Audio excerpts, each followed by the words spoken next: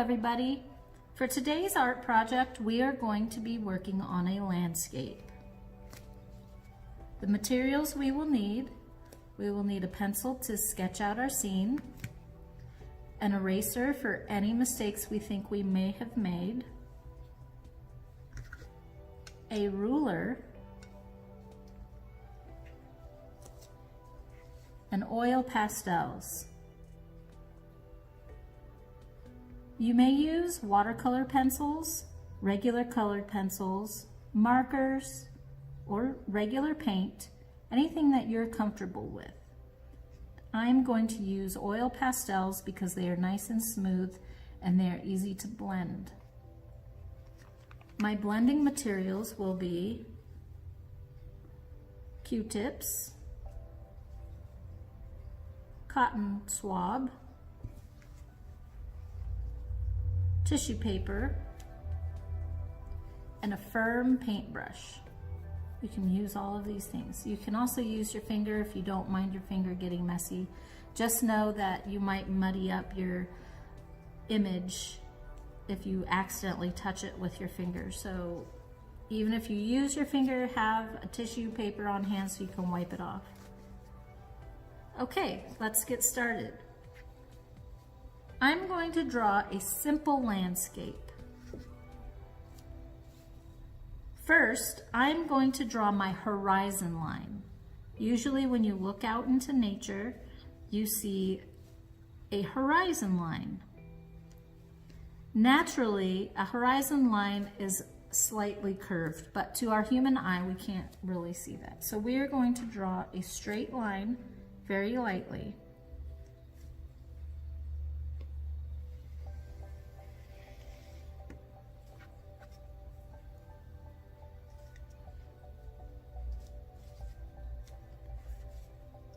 This will give us our reference as to where the sky meets the land.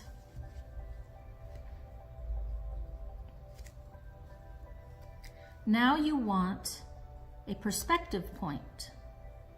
You have to decide which direction the images in your artwork is going to go. So usually you can do it in the middle. If you do your perspective point in the middle, everything is going to come out this direction.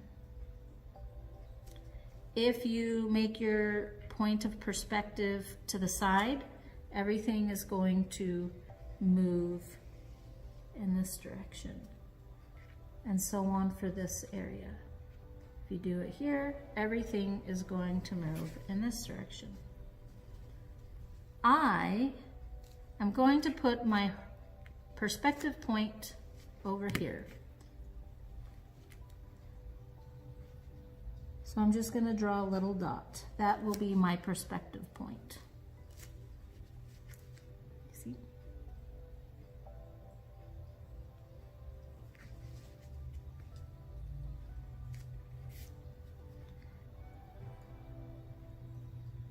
So because my perspective point is there, I usually like to make that the area where the sun is setting or rising.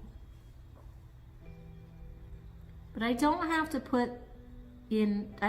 draw in my sun just yet. I would like this to be a mountainous scene with maybe a river. So before I put in any mountains, I'm going to draw the river. Now the river, you want everything according to space. Everything that is further away is going to be smaller. So from this dot, I am going to draw in a river. And rivers are not straight, they swirl. And maybe my river turns into a lake.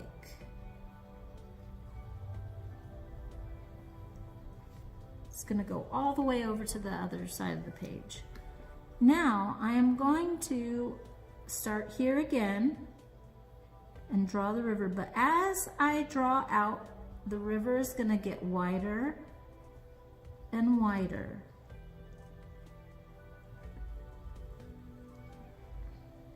So, and it turns into a lake, so we're going to pull it out like so. So here's my body of water, and this is the land. I'm going to draw some mountains. I'm going to start over here at the horizon line and draw up. And just mountains, you know, they're not straight. You can use your imagination. Draw them as large as you like. And off to the page. This is a very large mountain, and it is far away, so everything that's going to come closer will be larger. Now I'm going to do the outline of the base of the mountain.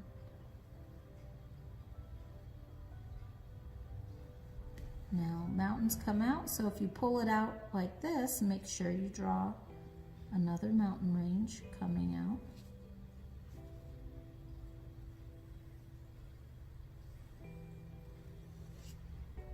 There we go. Any lines within that area you're going to erase.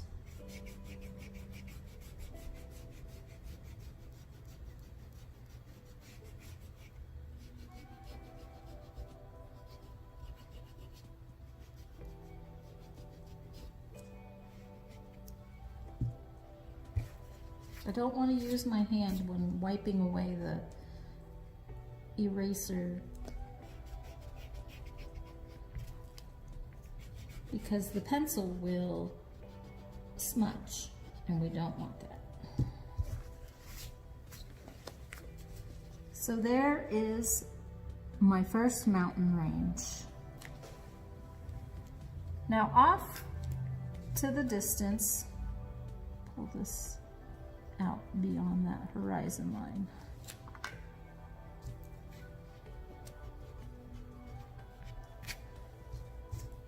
Now let's say that this mountain range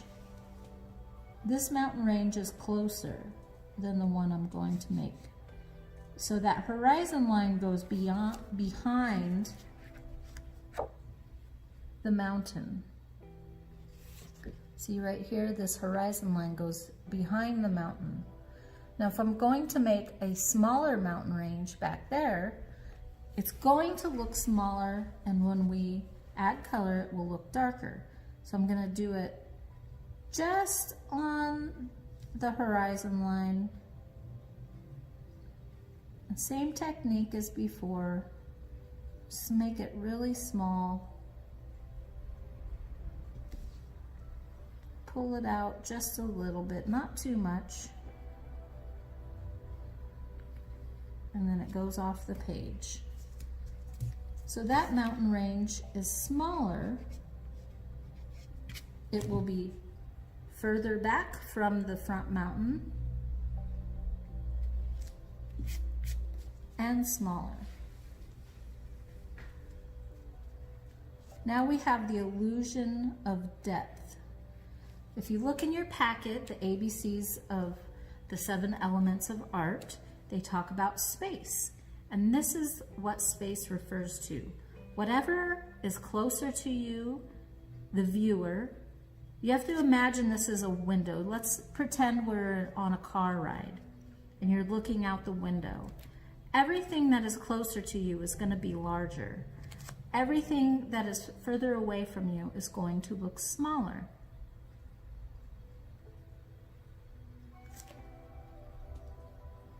So here's the base of our landscape. Going to erase my little dot,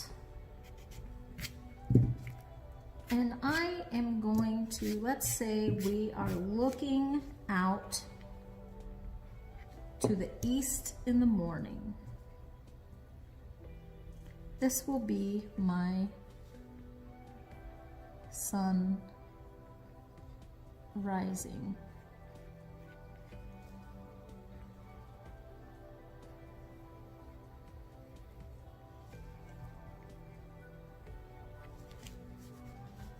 So I think I have a pretty good representation of a landscape. Now to add color. This is when we get into the element of color and texture. If you'd like, you can just color it in smoothly, or if you want to experiment with color, you can use any color you want. Impressionists didn't use the colors that people thought things should be. Remember, they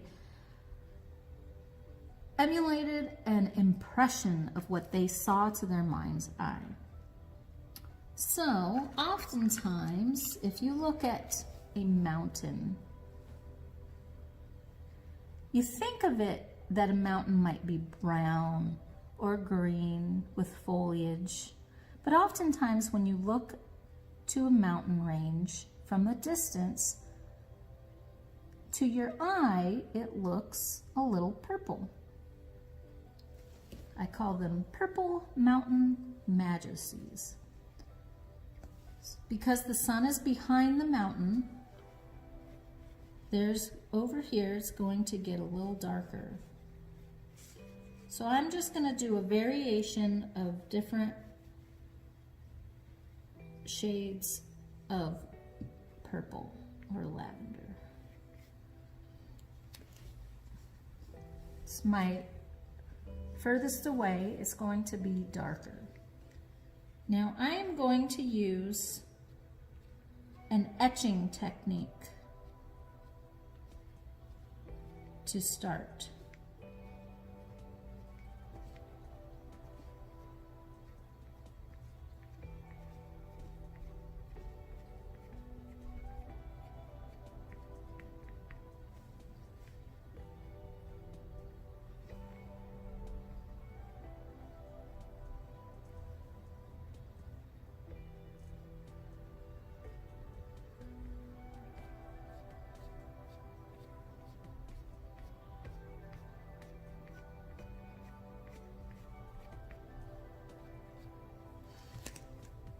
So that is just to start. I'm just getting the base of the color I want.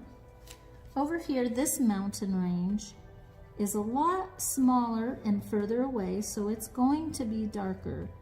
I'm going to make it a little bit more solid.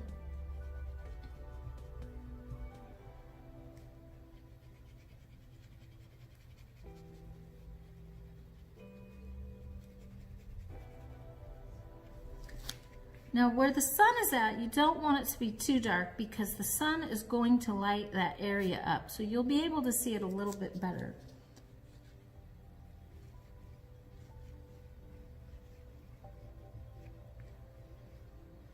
Now I want to show you what I mean.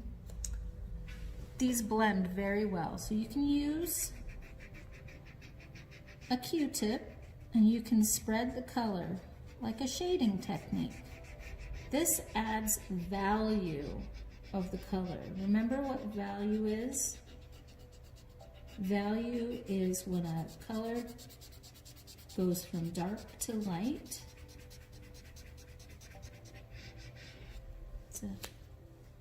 And so that is how you would blend. And over here, you're gonna blend this. It makes it more smooth. You want to use as many, if you have a lot of Q-tips, because you don't want to use the same Q-tip for another color, or if you do, it might create a neat color effect. You could turn it around.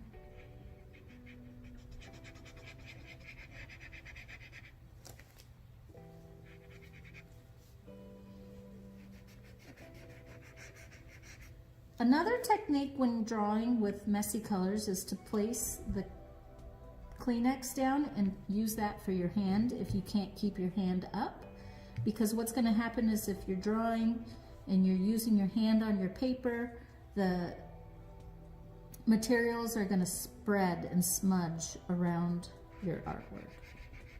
I'm pretty good at keeping my hand up, Another technique is to use your pinky to hold your hand up if you're having a hard time.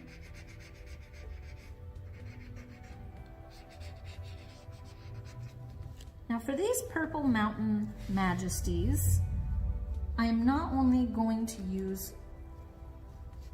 violet. What do we make purple with? We make purple with red and blue. So I'm going to use a little bit of blue as well. You want to get a blue that is a warm blue. So a blue that has more red in it, because that will match up with the violet, with the purple effect. So the blue is going to be darker, and I'm going to etch in lightly.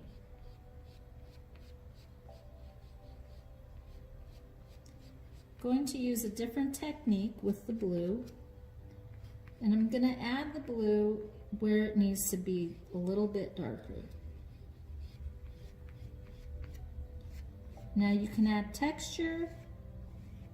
You don't have to just color it in. You can go with the mountain and you can add texture, a little bit starker lines.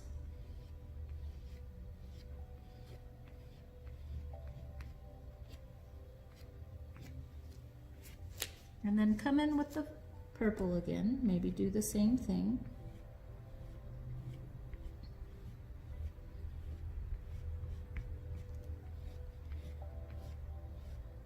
Now to fill in this color, I'm not just coloring it in solid. I'm using technique. Let's add a little blue over here. Oh, that's purple. Duh.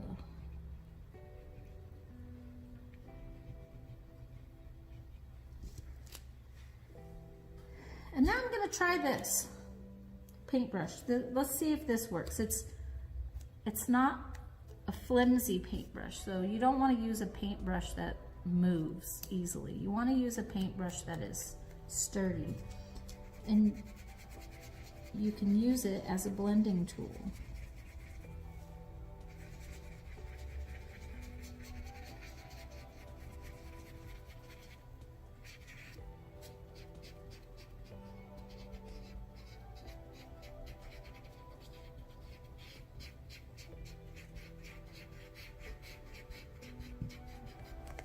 If you're not liking that technique very well, go ahead and use your Q-tip. It's a lot sturdier.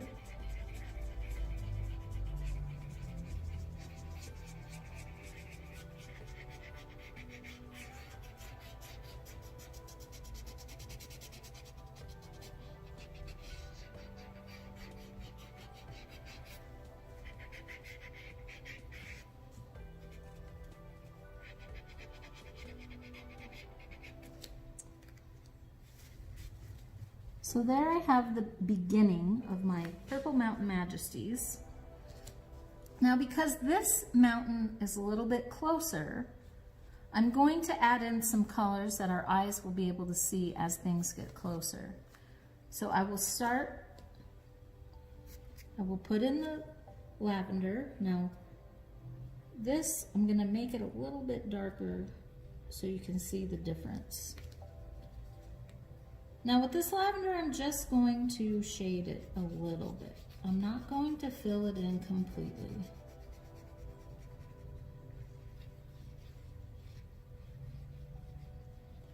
Where I think there should be any grooves, I'm going to color in a little bit darker.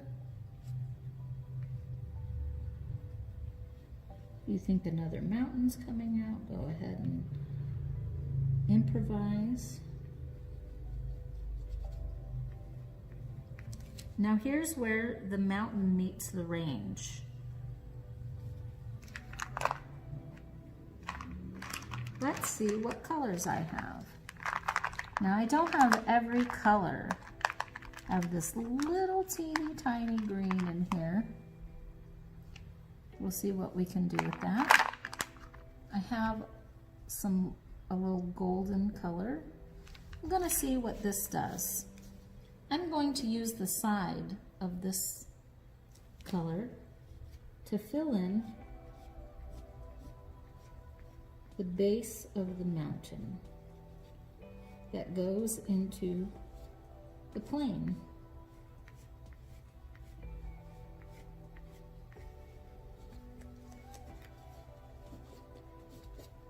So you have a little bit of definition here because the purple outline mixed with the gold makes it darker. I'm going to pull this down. This is going to be my base color for the plane.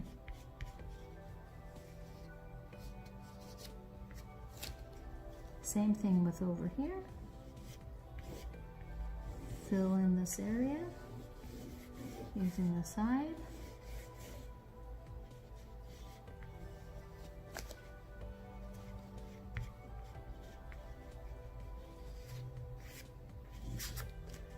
Okay, so there we have just the base of the background. I'm going to use this. Now this is just a teeny tiny piece. So you think that you might not be able to do much with it, but you can. We can use a technique that's called stippling or pointillism. And you can just do a whole bunch of little dots all through.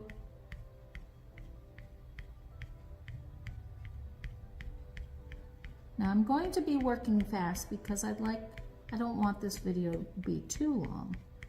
So I'm going to work fast. And you don't have to worry too much about details because this is not a detail-oriented artwork.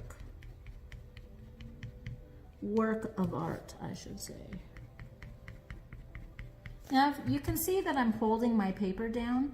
It would be a lot easier if I taped it down, so you wouldn't have to hold it down. You could tape it to the table or a board if you're using a board, an art board, and that way you wouldn't have to hold it down. But I'm going to hold my paper down.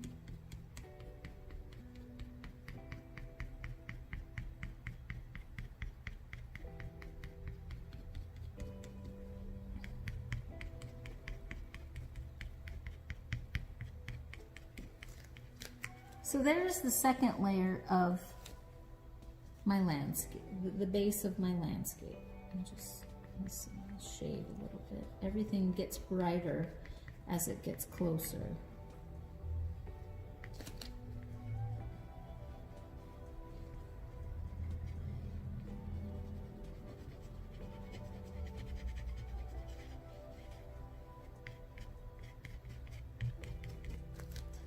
So there you have that. And I still have much of my little piece of green. I'm going to keep that. Don't throw these scraps away because you can always use them. Now, let's see. Before I work on the water, I'm going to work on the sky because whatever is in the sky is going to reflect into the water. So you need to know what colors you're going to add to the water. Let's look into the box. If you have a dirty piece that's like, this piece is pretty dirty, I'd like to use this piece, you can take a separate sheet of paper and clean it up. You can just, wherever there's little dirt specks, just clean it up a little bit, and that way it won't go onto your art piece. I'm going to use this piece to start with the sun.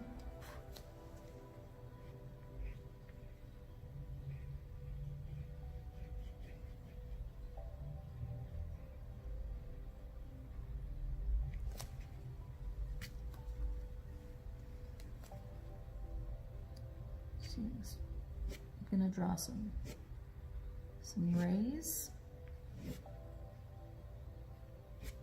It's a beautiful morning. The sun is rising. I don't know if there's any early birds out there, but if you ever wake up when the sun is rising. There's a point in the morning where it's just so absolutely beautiful. Looks so bright. Oranges and yellows shine through. So there's the first part of my sun. I don't want to put that away because I don't want to lose it. Now let's see what else is in here. Ooh, I have another little tiny piece. Let's add some yellow to the sun. Now remember, you don't have to color in all the way. I'm doing sun rays. Usually when you look out at the sky with the sun is raying.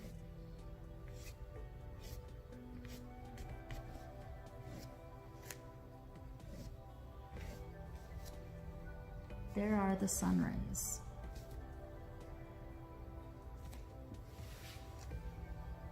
Now I'm going to use a little bit of orange. Make it a little darker from the beginning.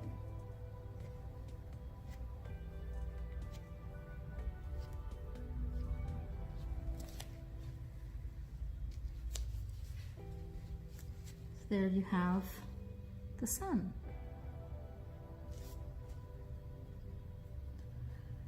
However, in the morning, the sun still lets the sky shine through. So I have this blue. It's pretty dirty. I'm gonna clean it.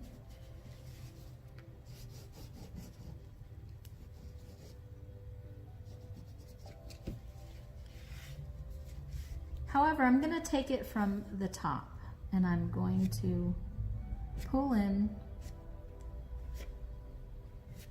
some sky.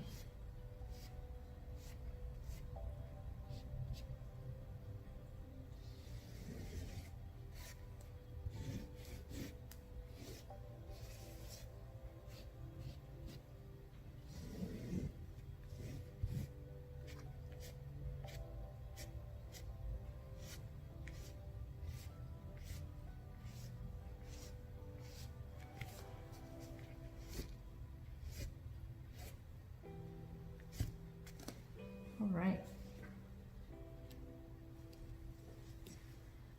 Now, I'm going to use this same blue that I used, and I'm going to fill in the water area.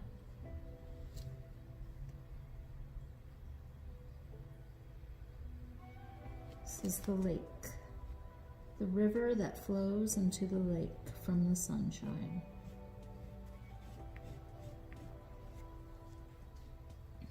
Add the yellow in here. It's going to make it look a little green. Add a little orange. So the sun is going to reflect into the lake.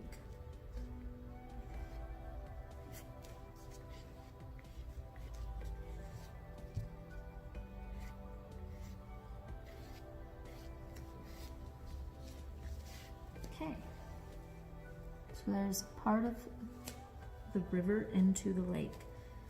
Before I fill in, let's take a look at what else we can add to this.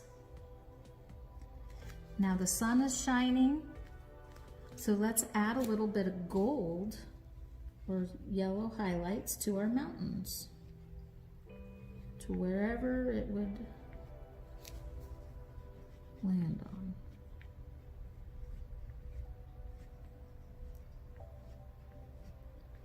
So a mixture of colors.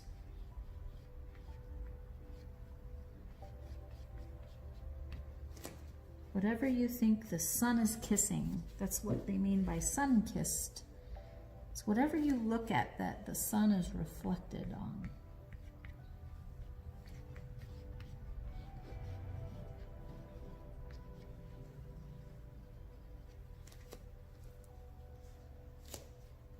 Okay, I haven't used my cotton swab yet.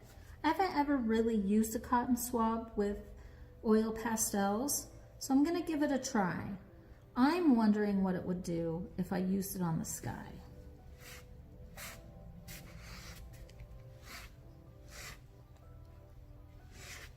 Ooh, it smooths it out pretty nicely.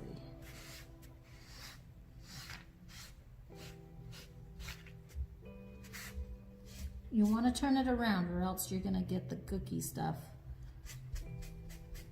into everything. Okay. Let's see, do I have a darker green in here, I wonder? I don't have a darker green, but I do have blue and yellow. So what happens if you place these together on the page? They don't have to mix together, but if you place them next to each other, they're going to give you an illusion that it's creating green. So let's say we do our stippling technique and we put in the green.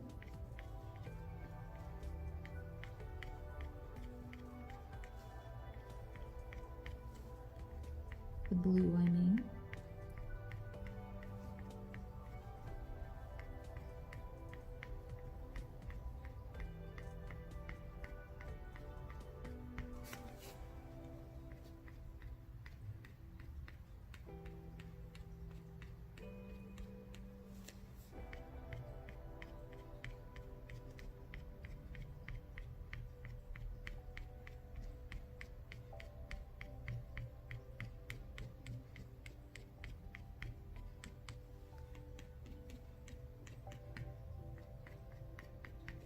And now we use the yellow next to it.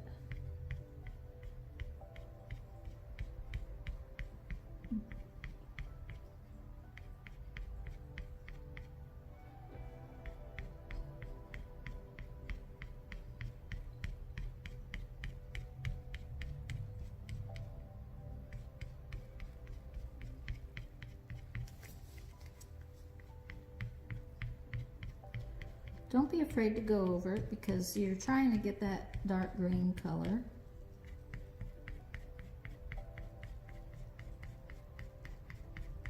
It's a beautiful spring morning.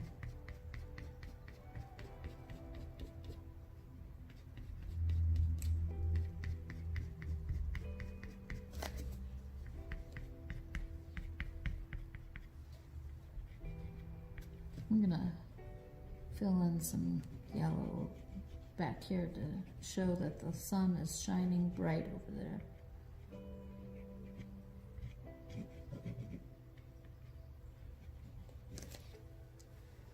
Okay, for the river, make it a little bit darker the further away it is.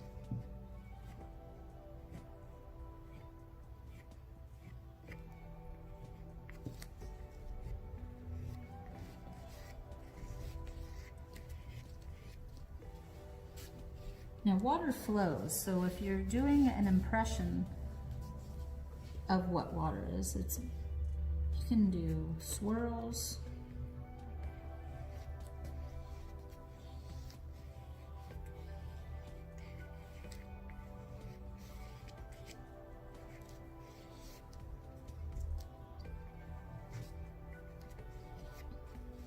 Then change your color from dark blue to light blue.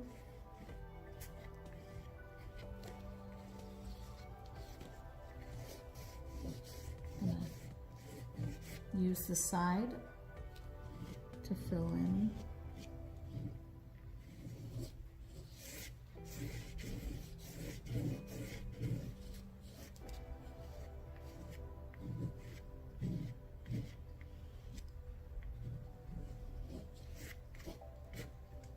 Now I'm going to use a new cotton swab. See what this does.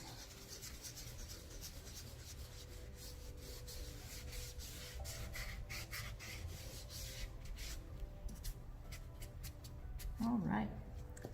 I'm gonna add a little, let's say this is a poppy field. So I'm going to twist. I'm not just making dots, I'm pushing down and twisting. Let's pretend this is a poppy field. All the bright poppies are shining. I don't know who's been out walking in the nature, but all the California poppies are in bloom right now and they're so beautiful. So let's create some poppy fields.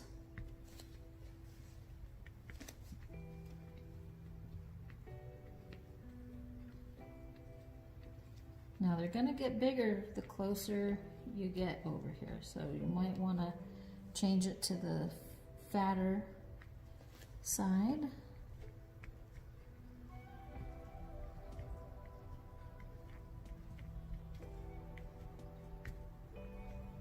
Here's our beautiful California poppy fields. You can add some other colors in there. I'm gonna add a little bit of red. Same thing, I'm just going to push down and twist.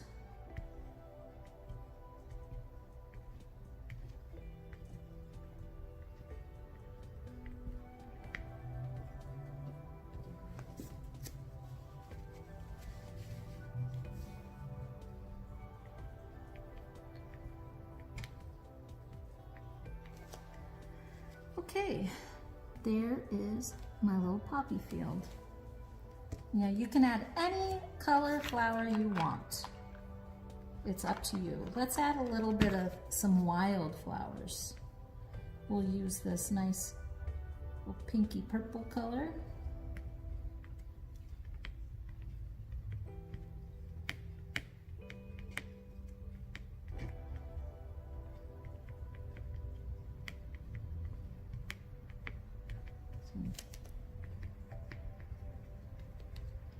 There you go, a field of flowers. Another technique to blend your colors is to use white. Now remember, it's going to blend them, but it's also going to add white. Let's see what it does. I'll use it in the river. Oh, look at what that does. I'm going to blend it pretty good. Just gonna move in circles.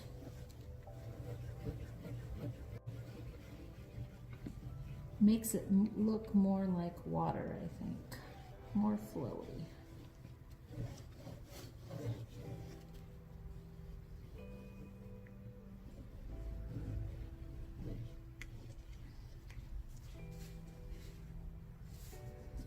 We can add it to the mountain.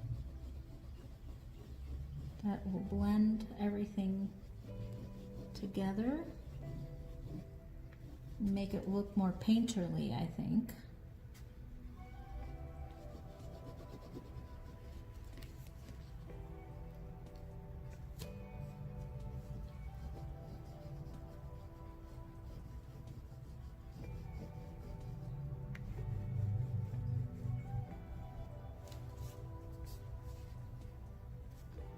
This mountain, I think, is a little bit too,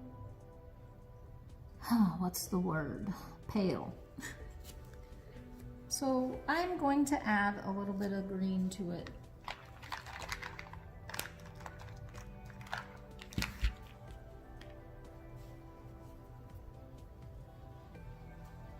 Just going to use circular motion to add some green.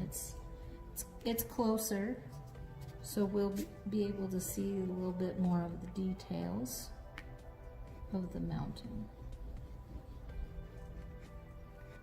But hey, maybe the top of the mountain is not as lush.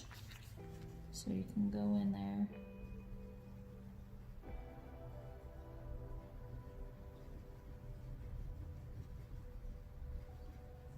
So this color's not working very well with the white, so let's go with a little darker with the mountain.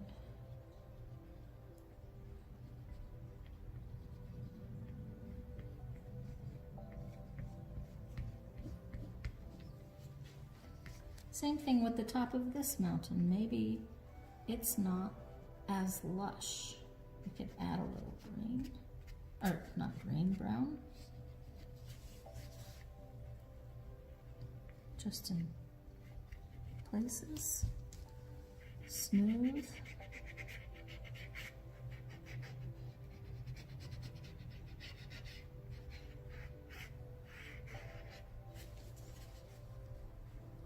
Okay. Now, usually when there's a body of water, if it is a lake or a pond, I love cattails. And cattails are fun to do. If you walk around Horseshoe Lake here in Chico, there are lots of cattails. So I'm going to take my green. I'm going to go off the bottom because the cattails, let's pretend they're coming out from off of the picture. So I'm going to come to the bottom and I'm going to just draw. They look like blades. You can get as large as you want. So let's say you're standing behind the bush of cattails and this is what you see.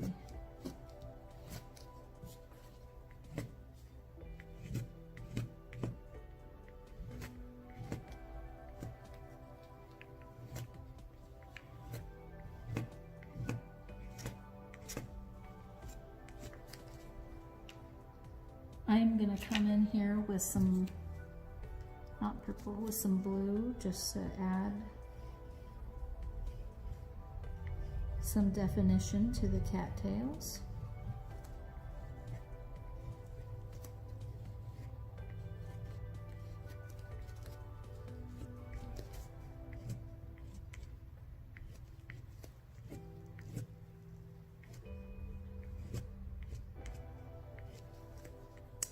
And let's add some yellow.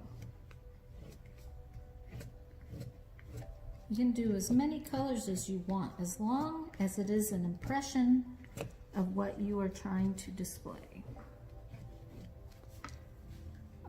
Let's say a little red in here. You never know.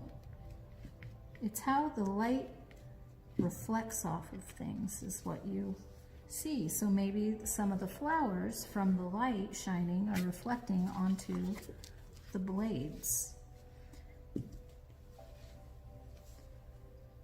Now these cattails are looking pretty good. They're not complete. A cattail is very easy to draw. All you have to do is take the blade of grass or the stalk, leave a little bit of the point up here, and you just go like this. Just draw a little bit of a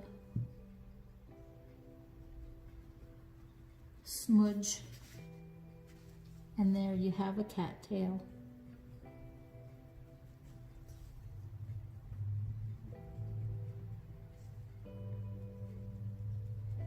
Now you don't want to draw the cattails on every single piece because they don't grow on all of the blades.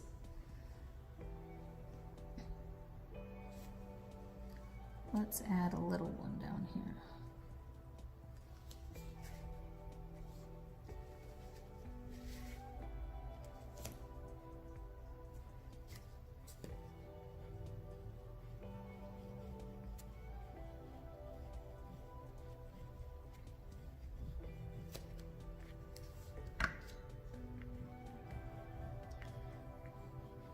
You can work on any touch-ups you might think need to be done. You can blend some more. But I'm going to call this piece finished. This is the landscape that I've completed. Remember to always sign your name. I'm going to take a Sharpie and I'm going to sign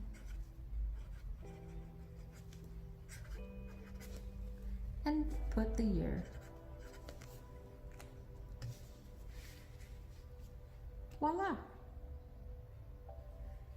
Thank you for tuning in.